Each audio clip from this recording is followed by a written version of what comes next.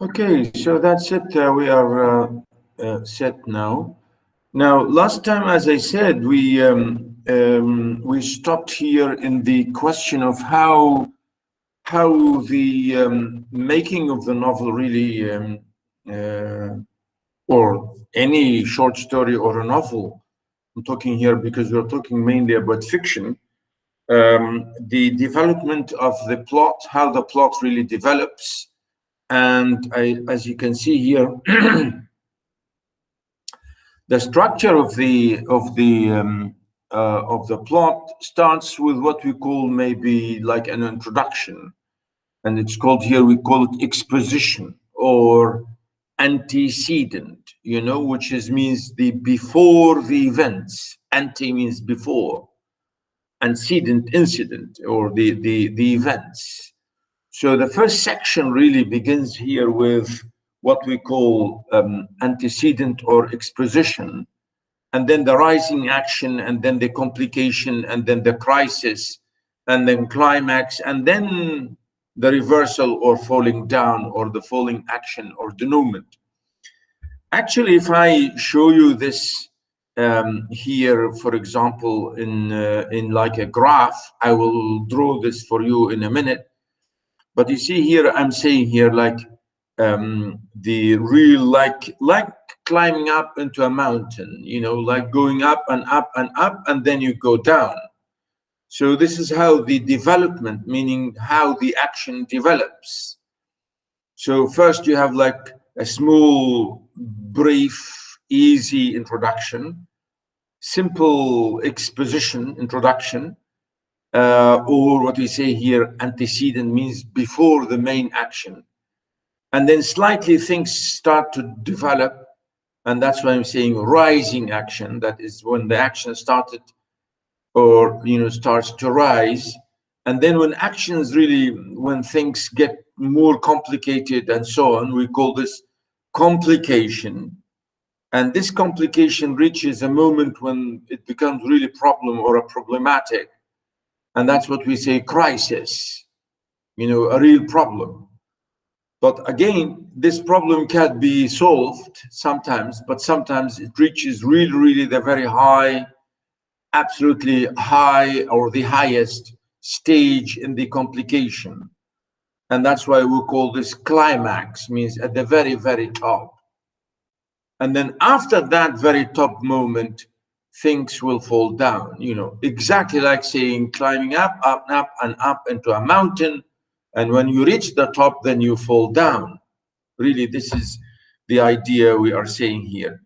Now, if I draw this maybe for you, I don't know, we have the facility of, let me see.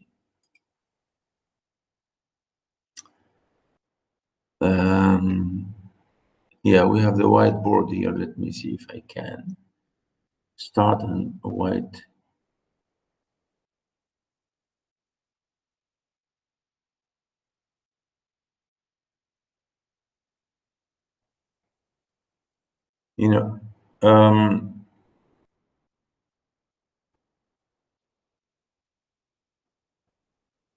Please, I want to send you this to share with me a little bit.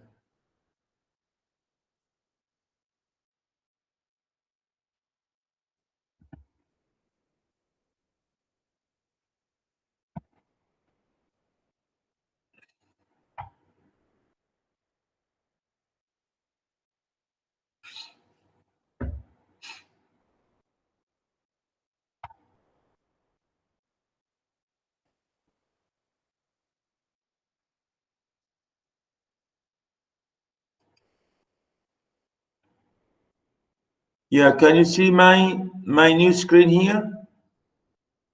Some people already. Can you see?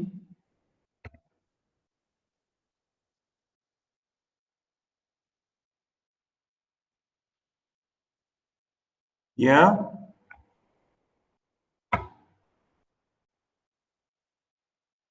Hello. The Jamboard? Yeah. Yes, it is there. Yeah, you can see it. So I just wanted really to draw a little bit of what I'm talking about, right? So I'm saying here, the action really, what we say, the introduction. So we start. Let before drawing start from here, and then you go up and up and up, and then I fall down. This is what I mean. The graph, like drawing into a pyramid.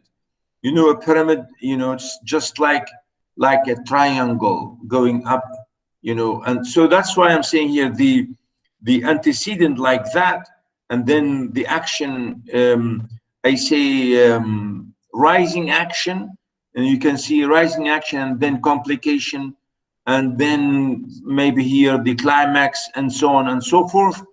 And then when you reach the very top, you know, here we call the climax, and then you go down, okay? So really, this is what I mean. So here, in this area, we call this maybe till this area, we call this as antecedent or introduction.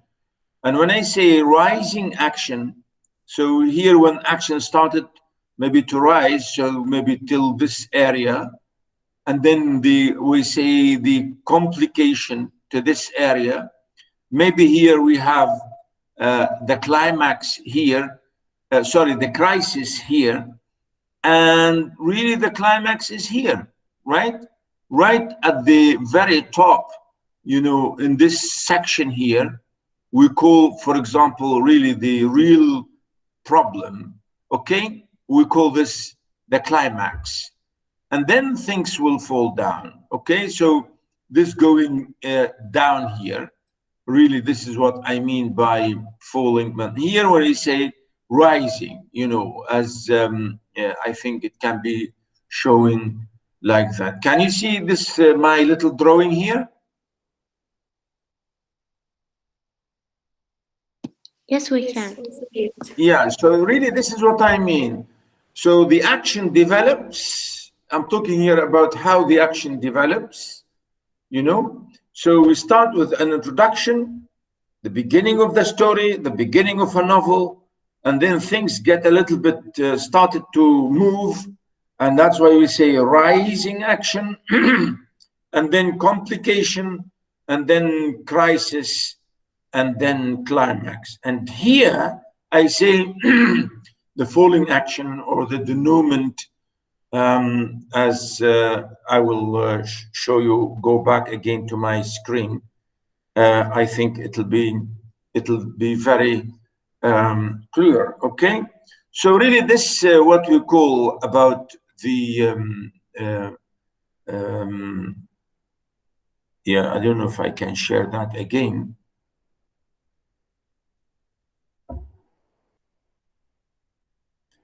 Okay, so I said here, can you see my text again?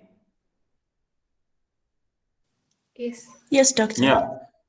Yeah, so this is what I'm saying: exposition or antecedent, rising action, complication, crisis, climax. And here, when I say reversal, means to reverse. You go the opposite, meaning the against the first line, which is I don't know, where was that. Yeah, it's here.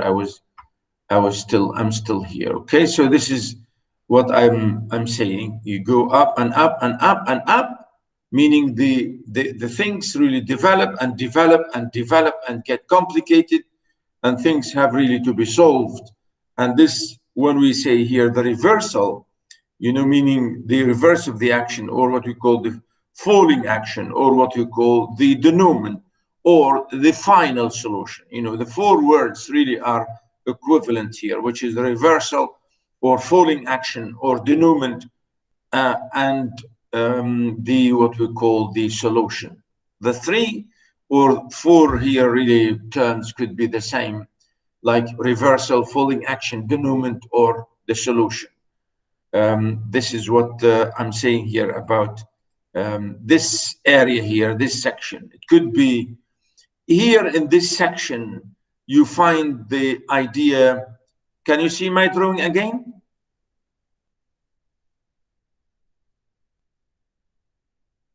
Hello? Yes. I'm sorry, I don't know this system of the Jamboard. Yeah. So here, sometimes people may think here that there are more action. No, here in this side, things will be solved, will be sorted out. Okay, so that's why we call the final solution or the falling action, means things are concluding, you know, how things will be concluded.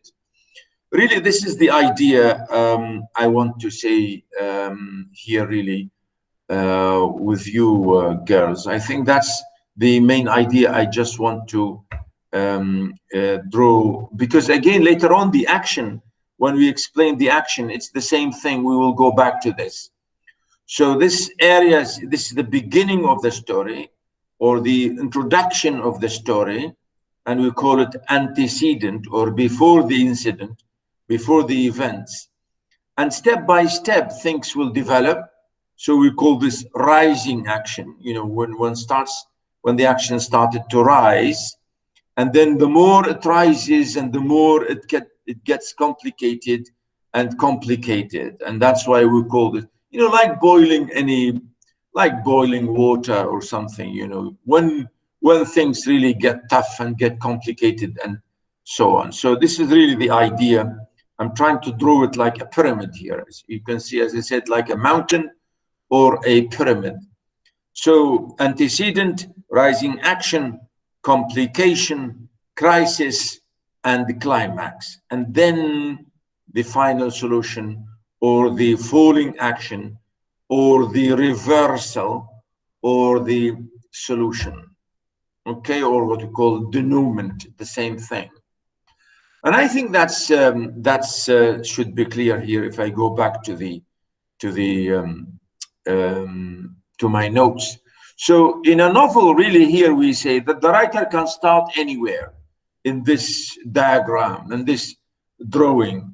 The writer can decide for himself where to begin, for example. He could begin, for example, at the beginning, or he could begin at the end, or he could begin in the middle, no problem, anywhere. But wherever you begin, I mean, the writer, wherever the writer begins, he has to go back and solve the earlier parts. If he starts at the beginning, then he should go back to the, sorry, if he goes, if he starts in the middle or at the end, he should go back to beginning to tell us. So this going forward and backward, which is called here, we say flashback and flash forward. Flashback and flash forward. You know, this is what we call this in action. So here we say this, an exposition should offer the inciting moment, but never giving answers to the problems or foreshadowing action. Meaning at the beginning, you don't tell what's going on, you know, because you leave the solution till the end. You know, that's why, because you want the reader to read with you. Can you see my text again? Yes. It's clear. Yeah, good. So that's why I'm saying here that this idea that the writer will have to tell us, you know, how things move and develop and so on. So I'm saying here, when we say the climax, I should say, is the main area, of course, of focus, if you like, throughout the story or the novel or any, you know, narrative. So we say here again, we say foreshadowing. The word foreshadow means you give hints to what might be later on, what might be going on later on. So that's what we say, to foreshadow means to give a little bit of hint, you know, hinting to what might be the case. So this is what we say, special sort of exposition by giving hints about what's going to happen in the story. Crisis means the moment in the narrative structure when the antagonist or protagonist, if you like, is in a crucial moment or in really a real critical problem or a real problem. You know, when things really get problematic. We call this crisis, you know. And I think we say, like in Arabic, we say al-azma, you know, when we say things really get problematic and complicated. When he has to face the antagonist and decides for an action which could result in further developments or complications. And then, as I said, after the crisis, we have the climax, which is the very top of the crisis. So the climax is the moment when the conflict is at its highest or its most intensity. This is the crucial part of the novel or a short story or a play or any, because really in this thing happens everywhere in fiction or in narratives, whether it's a play or a short story or a novel or even in a poem. In a poem also you could have something like this. Absolutely. Because there are big, you know, narrative poems when you have things like that. It's exactly like narrative. So that's why you may say you have this development also in a poem. So the action then falls and the tension lessens as the story moves to its conclusion. That's why we call this falling action. Means the unknotting, the giving the solution, or we say here the resolution of conflict, or we say the denouement, where everything is solved either happily or sadly, you know. And this again, we say here, again, we may explain, well, it's the same, really. It's another word for solution, really. The word denouement, it's a funny word, but it is English word. The denouement provides an outcome to the primary plot situation, as well as the explanation of secondary plot complications, meaning, you know, to give the solution or solutions to all the kinds of events that you have in front of you. Again, here we say the denouement often involves a character's recognition of his or her state of mind or moral condition, meaning, you know, to know what's going on and to know the result. Again, we say the denouement is then the conclusion of the entire action, and it leaves the reader with a dominant feeling or impression. Means you say, wow, we got the result. Okay, so really this is the how a plot develops. This is what we call the structure of a development or of the plot development: antecedent or introduction, rising action and complication, and then crisis, and then climax, and then falling down, or the denouement, or the reversal, which is the opposite, and the solution. Really, this is the structure. And it's the same thing, we shall see the structure for the action in the same way. Now, here I conclude in this section about, do I have always conclusions? You know, this is an open question for us. Do we always have an ending? Do we always have an ending, a real happy or sad ending? Maybe, maybe not, you know? So here the conclusion, I say, could either be open or closed, ending. Because you could have an open ending when there is no specific or clear meaning or clear ending. That's why it's called open, meaning you may have to use your own imagination about what would be the case. And that's why we say this is an open-ended story, meaning the writer did not give you the real conclusion. So here, what we mean, closed when all loose ends are tied up neatly. You know, this is the idea. That is, a closed ending means completely clear, when everything is solved, everything is given to you, everything is concluded in a nice way, and you know exactly what happened.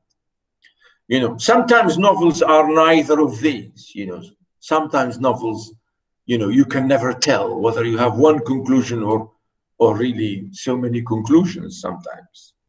So that's why here we say neither of these when they end ambiguously. You know, you don't really know exactly. Here, the action may have been resolved, but not necessarily as the author or narrator or reader may have wanted them to finish. You know, because this is when you have more and more twists, more, you know, changing of things, and you don't know how things are going to finish. This is what we call about the idea. Indeed, I say there are various ways to end the story. As I said, open-ended story, or open-ended novel, or a closed ending novel, or could be a surprise ending novel, or could be a twist ending novel, or like a trick ending novel, you know, give you a trick or something. Or, and as I said, in a very traditional way, we call here a closed traditional one. Or sometimes a circular ending, meaning you go back and forth and back and forth and back and forth in this circularity. Because this is what happens, for example, in modern fiction today, in many of these crazy films that you watch sometimes about Turkish or Indian or Mexican films, when they never stop. You know, like this Harry Potter thing, you know, and they will go on and on and on because they want to sell books, isn't it? They want to sell us books, and they want to waste our time and our money, really. So this is what we mean by circular. I mean, circularity, you know, you never reach the end, you know. Whenever we think this is the end, and then we see another thing and another thing and another thing and go on and on and on and on, you know, and this is really annoying sometimes. Most traditional 19th century novels have closed ending or sad endings. You know, this is what we call in 19th century fiction, which is sometimes called realistic fiction, because people, at the end of the day, people die, you know, and this is the end of it. You know, there are endings, of course. But you see, writers in the 20th century, later in the 20th century, even now, they changed this business, and they, you know, in modernist or even postmodernist novels, we have open endings and circular endings and so on. As I said, you know, I'm sure you know Harry Potter and this crazy other Lord of the Ring thing, when these stories will never end, and like these Turkish sometimes, or I don't know, Indian or Mexican or whatever, even this English, British or American soap operas where they go on for years, you know.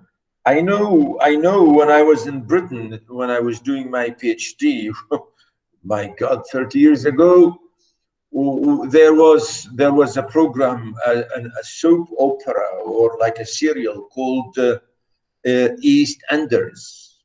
East Enders means the people who live in East London. It's really about London and Londoners and East, mainly East London, and they called it East Enders, you know. And when I was there, it was 27 years old. So that now 27 and now 30, more than 60 years old. And this program is still going on now, till now. 60 years, for God's sake. 60 years? How can you have a program for 60 years? You know, please, you can Google now if you want, or later. You can Google the serial called East Enders and see what they will tell you, which is crazy, you know? So this is what I mean here about circularity. That's it. I will move quickly to the next point. Yeah, any question about plot? Boys, girls? No, it's clear. Okay, good. Now, theme, really here, I want to continue with the theme. As you can see, really it's simple. It means really the main idea, the general idea. the main, absolutely main theme, or I'm saying the topic, the idea of a story or a novel, like a novel about the war, or about peace, or about love, or about poverty, or about childhood, or about women, or about, you know, nature or birds. You know, it's the main topic. It's really the main idea, which is which dominates. That's it, really. That's it. You know, a theme sometimes can be direct and sometimes can be indirect. You know, I think also this is very clear. In fiction, always you have this idea that people, well, they write fiction, and you find this very clear, because writers write about something. They don't write about nothing. So there's always something you want to show, something you want to tell, something you want to teach, something you want to really say at the end of the day, you know? So that's why we say here really theme, which is the main thing, the main big idea in any piece of fiction. That's it. So notice here, I say briefly, a theme means the main general and serious idea that permeates the whole novel, the whole story, or any book. No writer working within the conventions of fiction would think of publishing a piece of fiction whose sole objective is to entertain and excite the reader, although most of the commercially successful writers would do nothing else. I'm saying nobody writes for nothing. Nobody writes only for entertainment, unless, like I'm saying here, really, the EastEnders or Harry Potter or these crazy modern stuff that you find like this. It's really, sometimes it's written for just entertainment. There's no real, absolutely no real thing. What is the morality? What is the lesson you will find there? Sometimes nothing. Sometimes absolutely nothing, you know. But really, writers, serious writers, I'm saying serious writers, you know, always write for a reason, to teach something. But here we say we are not dealing with writers like these. We are dealing with the more serious writers who appeal to the intelligence of the reader, the audience, and writers who have some, of course, original visions of life. Yeah. Because we're not talking about Harry Potter. We're not talking about this crazy going on for years programs, which sometimes, you know, there are lessons inside, but really they are just put there in some way about as being really secondary. But the action and the movement and the dialogue and the carry on and all this, you know, thing really is just done for entertainment, absolutely entertainment, and that's it. So, but I'm saying really literature, what we call literature, and here what we teach at the university, we don't teach those funny things. Really, we teach something. We want people to get to learn something about their life, we're not teaching here just people to waste their time. No, because we want to do something more important, I think, here in this way. So the positive or negative reactions we feel towards texts we read are the result of their dominant theme. So that's why you say, oh, this is a bad book, or this is a horrible film, or this is a horrible play, or this is a horrible poem, because you didn't learn anything from it. You say, what did I learn from here? You know? So that's why here what we say, the negative reaction or the good reaction. Really, it depends on the theme. Whether you like a poem or a short story, whether you like it, not because of the entertainment, you like it because of the lesson, because of what it is really saying to you. And of course, I'm not saying entertainment is zero. No, entertainment is important, yes. But really, at the end of the day, writers and readers read something, not just for entertainment. really it's not for entertainment only. We want to learn something. So that's why here the questions really are always important, to see what the writer really is saying. We have to think, we have to know, we have to learn these ideas about us, about our life, and so on. So that's why here we call this really the novelist has a supreme aim, has a good, really social aim, social, maybe political, maybe religious, maybe ideological, maybe any lesson which really is important. Such a lesson would be to us to learn. So that's why we call here, we say, what do we learn from here? What is the main thing we have got from this novel, or from this short story, or from this poem, or from this play? What did we learn? Why are we here reading this? What is the real morality behind it? This is what I mean by theme. And that's why sometimes themes are not directly said to us. We have to find them out ourselves. Are you following, boys and girls? Yes. You understand what I'm saying? Yes. Clear, isn't it? Yes. Yeah. So really, this is I'm saying here that sometimes writers, show us this in a very good way, sometimes in a bad way, sometimes in an ambiguous way, sometimes in very sort of strange way. So that's why sometimes we get different reactions to that, and this is dependent on how we learn or how we got the message from that. So that's why really we say here, a writer may or may not succeed in doing that, but the matter is the same. He has a vision of life, and he opens up different perspectives and horizons before his audience.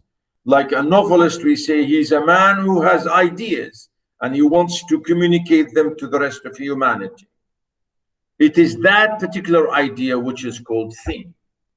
Yeah, well, this is what I'm saying. When you write a novel or short story, you must have something you want to say. You want to say it to us, to people who would like to read this. So this is what we call a theme. And again, as I said here, I say the subject matter of fiction is a human nature and conduct.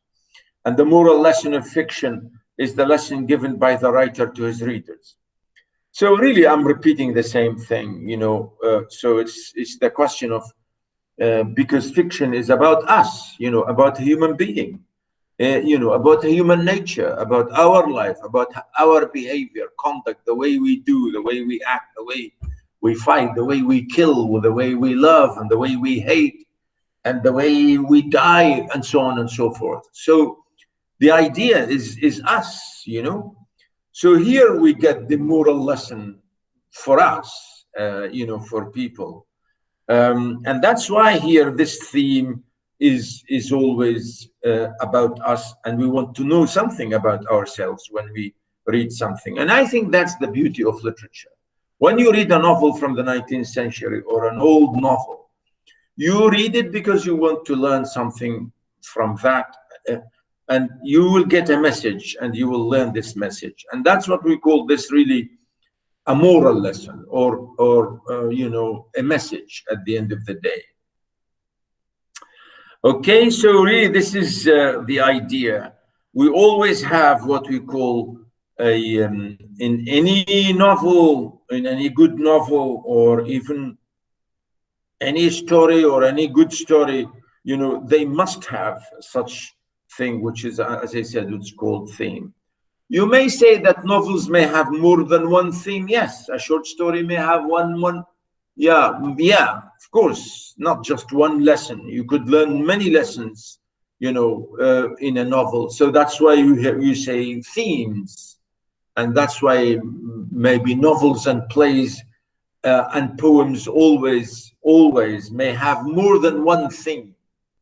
So you may have one big theme or dominant theme and other sub themes or secondary themes or secondary ideas. Yeah, of course. So this is the idea here. We say that there are always main and secondary stuff and main and secondary themes in fiction. Okay. So that's why I would like to really conclude here to say to you, yeah, I mean, in a short story, mainly in a short story, as we shall see, and I think we shall see throughout our course here later, you may have one thing. Mainly, you should have really one main thing. But again, as I said, you may say, well, we have other themes, not just one, you know? So that's really the idea I want to say. Notice finally, because the short story is short, there's usually one theme or one central theme advanced by the author. But the novel, there is room for a multitude of ideas, many, because it's big, you have a lot of space for many other ideas, many other themes. And yet the major idea which runs through the novel is called its theme, whereas other less important ideas which keep emerging in the course of the novel are known as sub-themes. I've just said that. And as I said, secondary ideas about the whole thing. Okay, I think that's enough about theme, and that's clear it should be. And the next, any question?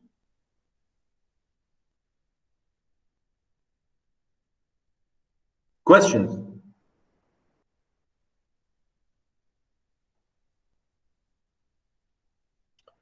Hello?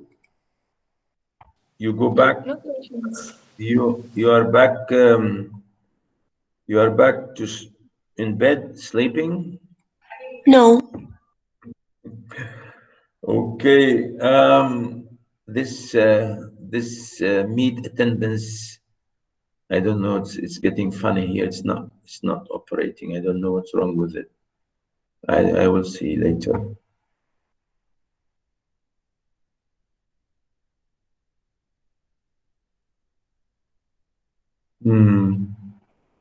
Okay. So my main second idea, what we call character and action. Character and action. Character, action. Notice here I use both together because there's no action without character. And there's no character without action. You see? No action without character, and no character without action. Meaning, in a novel, we need people. And these people do something. You understand? These people do something. A story is about John and about his son, about his wife. So we have people. What these people are doing, I said, John went to London. This is the action. So this action itself, the act of going, can't be done with nothing. You need people to do it. So you see this dilemma, I'm saying here, this real equation, this really, here I'm saying dilemma, a problem or a point, that action and character really intertwined, absolutely intertwined together. You can't separate them. You understand? Action, character, action together. We don't have people doing nothing. You can't have a novel with people doing nothing. There's no novel or short story with nothing. There must be action in it. I mean, events. People did, people loved, people killed, people traveled, people whatever. So since we have people, therefore we have action. You can't have a novel by somebody who is asleep, for example, lying in bed throughout the novel. Yeah? How can we have a novel about somebody who is not saying anything, who is not doing anything, just staring like that? Like Buddha or like whatever. Come on. You understand? So really here you want to say there is action. And that's why here really we say the use of both character and action. Character really means people. Notice there is a reason why this title, Character and Action, is put together as one element of fiction. I say, generally speaking, there's no character without action, and there's no action without character. When a character does not do anything, then it's dead. And there's something here, there is something. And when there is something, it needs people to be done or to do it. So this dual element, I'm saying, this dual element of fiction becomes clear when we think of those cases when animal characters, for example, are given human qualities in order to make them acceptable to readers. You see? So you say to me, yeah, but when we have animal characters, for example, like Kalila Wadumna or like Animal Farm or any novel or a short story about animals. But you see, these animals, because to make them characters, they have to say something. Because a novel and a short story or literature, you need language, you need speech. Even animal characters speak. You say, what? How do they speak? Well, characters must speak. Characters must speak. Otherwise, they are not characters.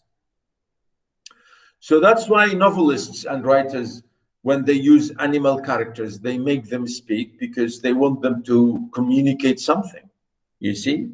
Of course, you say, well, this is imagination, isn't it? It's imaginative, okay?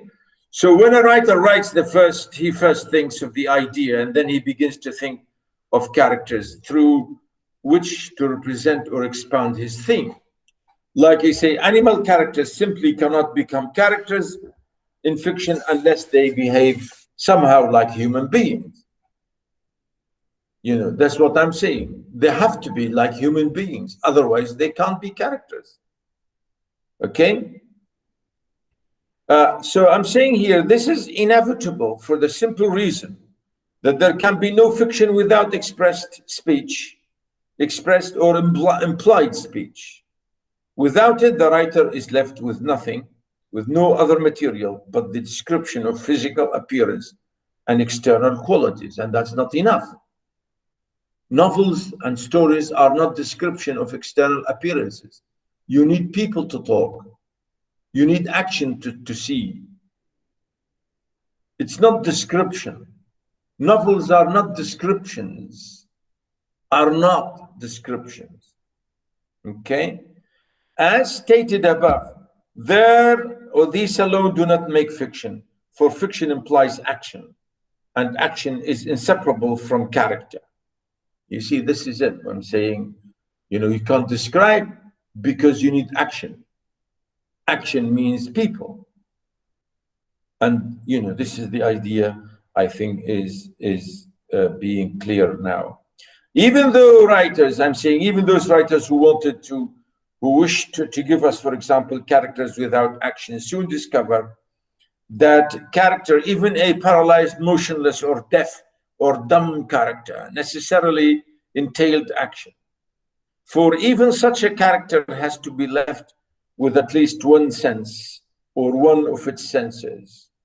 The sense of sight, for example, or the sense of touch, or the sense of smell, can each be sufficient means of creating mental impression in the character's mind. The very use of any of these senses, I'm saying here, is in itself action. You see, I'm saying that any one single sense, because here we people have so many senses. We touch, we feel, we speak, we hear, we taste, etc., etc. Because of these, we have action. But sometimes if you can't hear, or you can't see, you can't speak, or you can't walk, you know, but still you can have other senses, so you can be a character. Okay, so this is really the idea here. So sometimes you say a motionless, a deaf or dumb or blind character, which still entail a lot of action, and some of them are heroes and heroines in many 20th century absurd stories. Yeah, we have writers who, you know, gave us characters like that, you know, in such amazing fashion. So that's why here, when we say character, really we mean people. Character means people. And I say people because not in the singular, in the plural. We have many, many people, many characters, not single, but plural. That's why we have to say a novel must have more than one character, not just one. You know, you need more. Of course, there are writers sometimes who wrote novels by one single character. Even if you are one single character, at the end of the day, we shall see later, I will show you a character, but maybe with an animal as a friend, or other minor, very tiny characters. But you can't have a novel with one character only. You know, very rarely, very, very rarely, you find a novel or a short story or even a poem by one character. There must be others, 2, 3, 4, 5 people. Okay? So that's why we say characters, I think. So that's why, again, here we say how characters, how do we believe them? How writers make characters? And this is the question here about the acceptability. How do we accept characters as characters? You know, and this question here of probability, we say, this character is like us. Yeah, this character is like real people. And this probability, you know, is important here. We say the probable situation, we say possible. You know, it may happen in real life. So here we say the question or the concept of probability, or we call it feasibility or realism, you know, is important. You say, this character is not real. For example, if you have a character with 2 eyes here and 2 eyes in the back, you say, what? Do we have people with 4 eyes, for example? Or do we have people with 4 hands, you know, with many hands, right? Do you understand what I mean? Because you say this is not real. So this question of probability and feasibility and reality and acceptability is very important for writers to draw their characters, how to make characters. Okay, so later on, we have another section called characterization. I will show you here, notice here, number 5, characterization. I talk about how characters are characterized, are made, okay? So now I'm giving you, of course, here briefly, this idea about the question of reality. So this means that a writer has to draw his character from reality in the sense that they can illustrate or carry out his ideas in very effective way or effectively and without unbelievable solutions or attributes.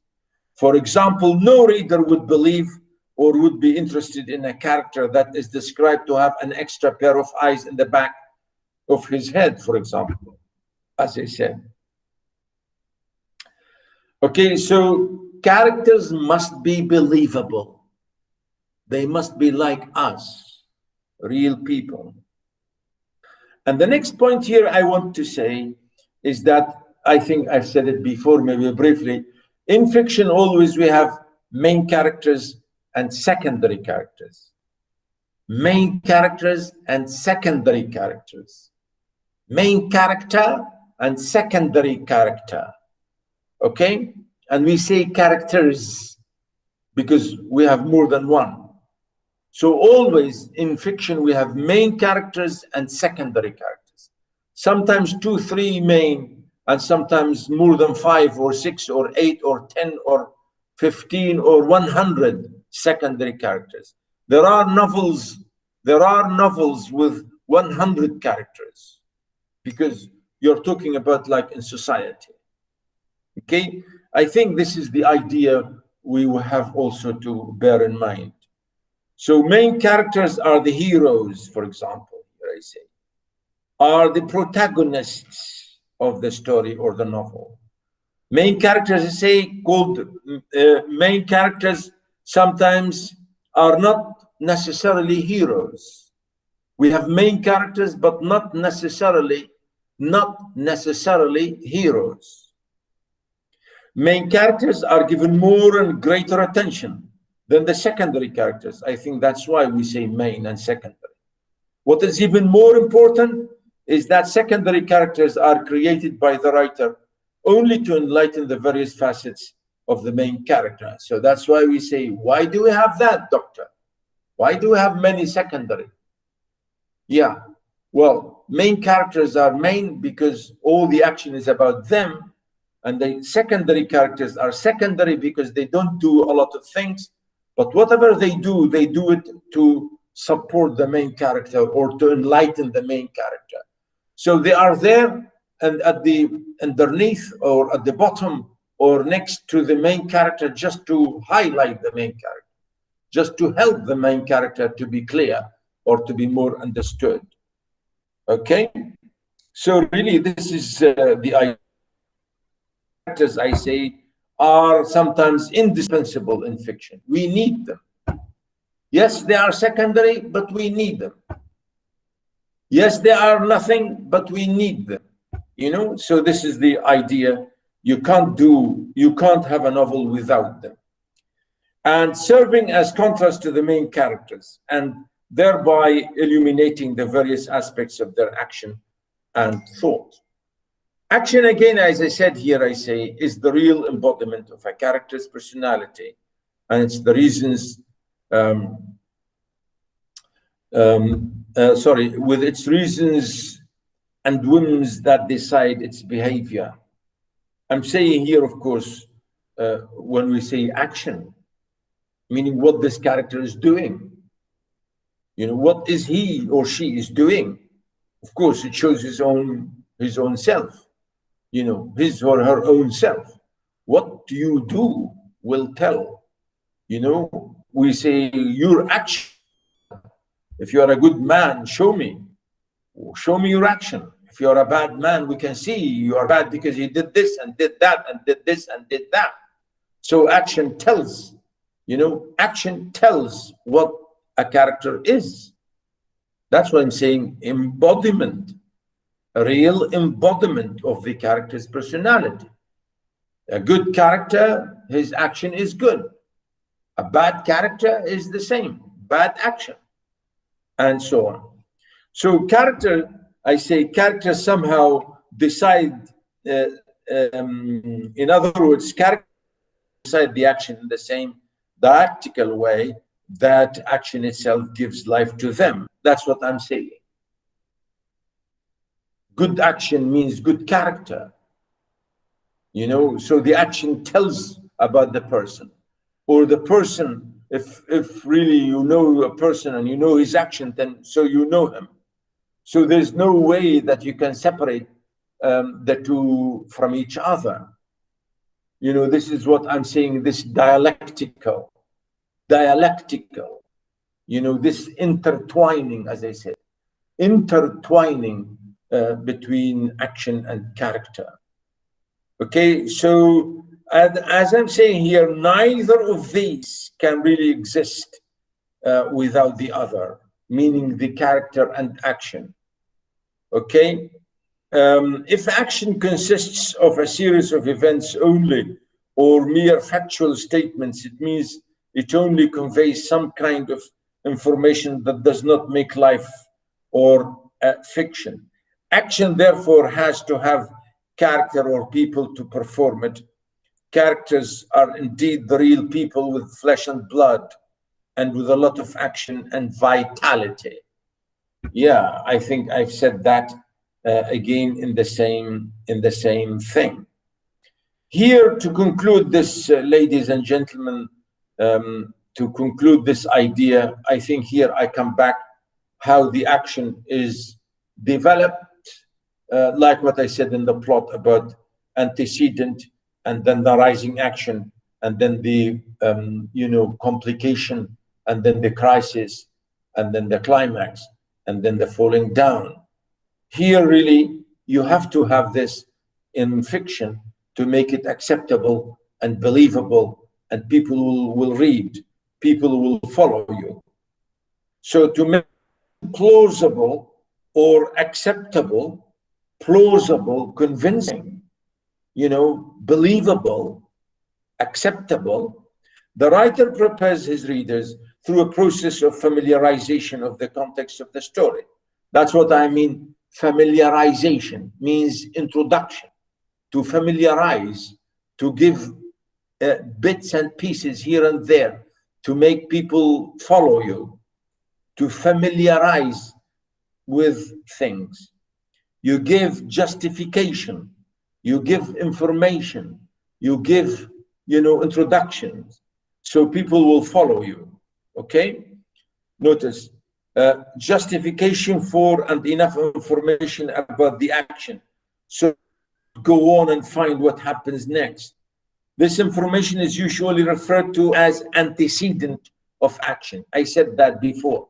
This is the same thing. Introduction, antecedent, information, justification, a little bit of introduction, okay? Its function is to make whatever possible move taken by any of the characters acceptable in terms of its complex or in terms of its context of the particular work of fiction. Otherwise, when you introduce things step by step, slowly by step, then people will say, oh yeah, oh yeah, oh yeah, we accept that. So again, here I say, we are not expected to believe something which is not believable or logically acceptable. You see? Readers have to believe you, otherwise they will not read. You have to begin your story with something convincing, something believable, something acceptable, something really close to us, so people will follow. That's what I'm saying, believable and logical and acceptable. Antecedent of action, therefore, is what makes a certain move acceptable. The absence of such antecedent makes the action melodramatic. Like when you don't know why this happened, you say, wow, how? You say, what a melodrama, means unbelievable, crazy thing. I can't believe it. We say this is melodrama, means absolutely unbelievable, So when the action, when there's no introduction and you immediately give something really shocking, you say this is melodramatic. Thereby here we say, deprives it of the power of convincing of the reader, for example, and the reader, of course, will not accept it, will not believe it. The idea about the possibility or the probability, when you say, well, this is probable, yeah, this is acceptable, yeah, this is possible, So when things are not really convincing, or you feel, wow, you feel absolutely shocked and lost, you say this is like, unbelievable, or maybe you'll stop reading. And sometimes people will go on because they maybe like this melodrama. Yeah. So as I said in the plot, action follows a certain development pattern. Again, as I say, it begins with the initial introduction of character and scene and their interrelation, and this is called exposition. When the action develops, again, I say, further and moves ahead, it is described as rising action. And I said that to you again. This is followed by another phase, which is called complication. Then the events and characters get more tense and more problematic. This is also leads to the crisis, again, a real rising problem which has to be solved. Just before the solution, there is the highest boiling moment called the climax. And falling here again, I go back again. The falling of the climax is the result, is again called the resolution, or the decline of the action, or the denouement, as it's often termed.